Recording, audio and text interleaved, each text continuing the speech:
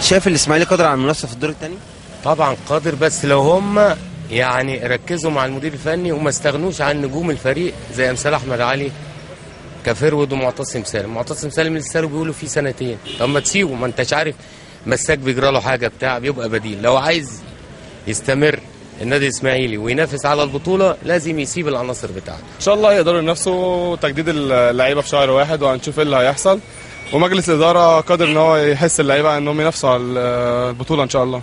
طبعا الاسماعيلي قادر على المنافسه ويعتبر هو من الفرق المرشحه لان هو يفوز بالدوري، لان الاسماعيلي بيحتوي على نسبه لعيبه عاليه وفريق متكامل. يعني تقدر نقول ان الاسماعيلي يعني الفريق الوحيد في مصر اللي كل لاعيبته بتعرف تلعب كوره. هو الاسماعيلي على طول بينافس، الا ما مش هيبقى في حلاوه في كره القدم. يعني ما حضرتك عارف لو بنلعب بناشئين برضه بننافس، بس اللي احنا بنتكلم في جزئيه مهمه ان احنا عايزين بعد المنافسه دي كلها عايزين البطولات.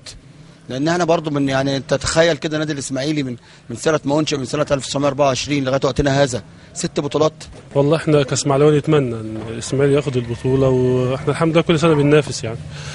بس هو كل المشكله عندنا هو لعبتنا على اعلى مستوى، ومنتخبات ناشئين واولمبي ومنتخب اول 4 و5 و6 لعيبه من نادي الاسماعيلي بيلعبوا دلوقتي في المنتخبات كلها.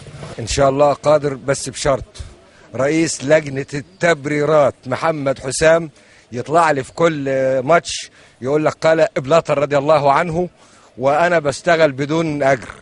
انما حكامنا لو بصينا على ماتش الانتاج الحربي والزمالك فقط كنا احنا دلوقتي على قمه الدوري.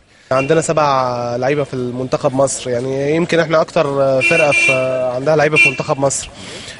بس هو في حته بس التحكيم بس، يعني يا ريت اتحاد الكوره يبص كده، يبص للاسماعيلي بس، نظره للاسماعيلي.